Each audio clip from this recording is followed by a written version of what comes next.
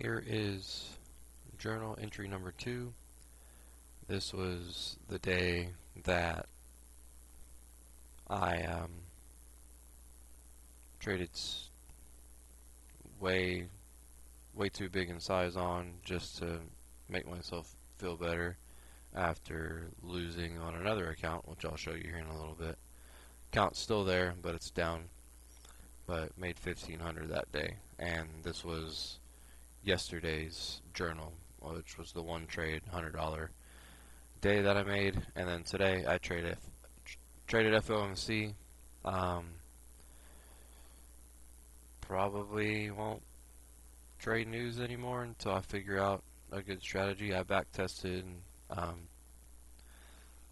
something from Tom Hugard called the Rule of Four, and it seemed to work pretty well sometimes, but I try to integrate volume profile with it too, and something that you do for the first time shouldn't be on a live account or an evaluation trying to pass.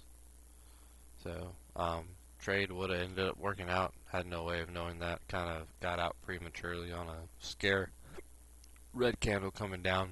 So I'll show that trade here in a little bit.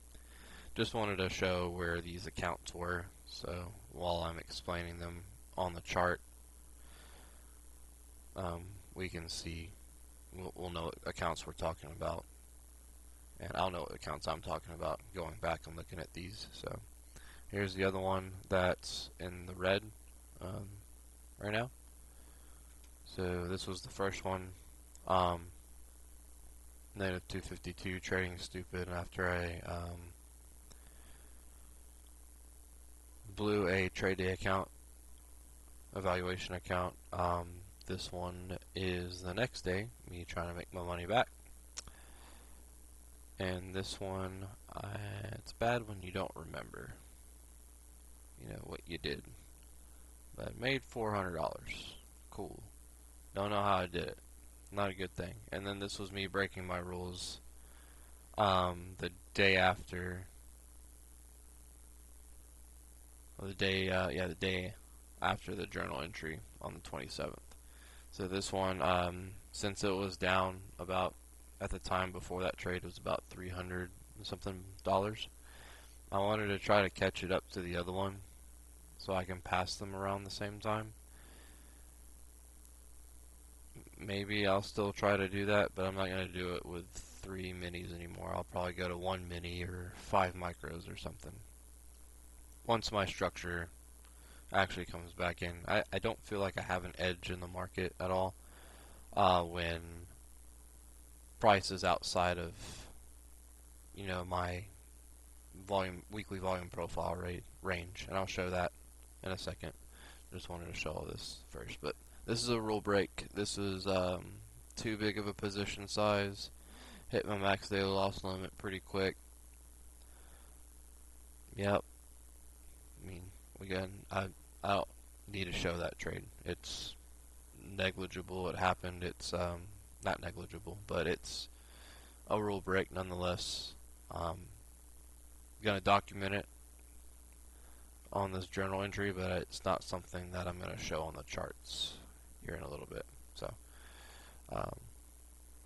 now let's go to the charts. Alrighty, so here we are on the charts. Here is the opening candle for FOMC, and Tom Hugard's strategy, rule of 10 on a 10-minute chart. This is a 5-minute chart, but 30 minutes range. Basically, the first candle created the entire range. The opening candle broke the range and then closed inside. So what I should have been thinking was I need to go long. My first trade was actually short around 157. Wasn't going to document it. I'll just tell you about it. It was around here on this, in this entry point. Went against me immediately, and then probably would have gone in my favor a little bit, but I was looking for the market to continue down since it was already pushing down. Maybe FOMC gave a retracement up and then came down, which it kind of did. later on.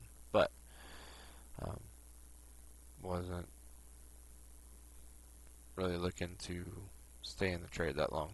Also, I was at work and we were in a meeting and I was trading during the meeting, so probably not the best time to take a trade. Should have just skipped this altogether and just it should have been a no trade day. So instead, took two trades. One lost $32. One lost $35. But you live and you learn. So this is the second trade I took after I was like, okay, Travis, quit being dumb. This is definitely, looking to go long at least because of the close back inside, and then this rejection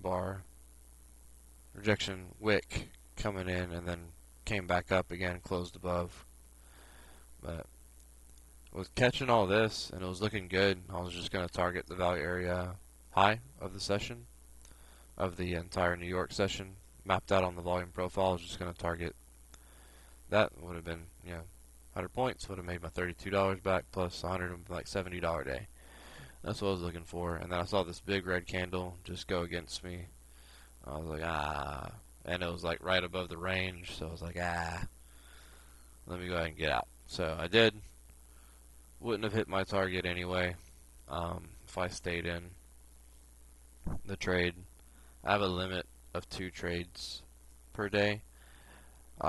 One for the overnight and one for the New York. I didn't use my overnight on this account, so I had 2 for New York. So, and there's your other rule break, trading more than 1 trade per session. Trades are supposed to be sacred for me, but 1, I'm trading news. 2, I'm trading out of my element because I'm way above my weekly volume profile levels of what I usually trade, where I feel like I have an edge, where my back testing shows that I've had an edge and I've executed on paper accounts, where I'm able to trade in this entire range and actually kind of know what I'm doing in the market. But when I'm trading above, I'm a little lost. I feel like I have no edge. With a mixture of news and everything like that, didn't help at all. So that was a total of $68 after commissions and everything and fees. So better than blowing an account in one day, which is what I kept doing. Don't want to do that anymore.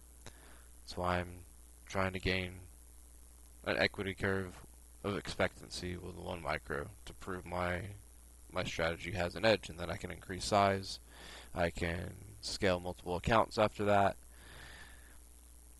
and just prove concept, and just stay disciplined, keep journaling, keep exposing myself to, that's why I made this channel, to be able to expose myself, have some accountability for myself, and just be as transparent as possible, because kind of opening up the kimono, if you will, of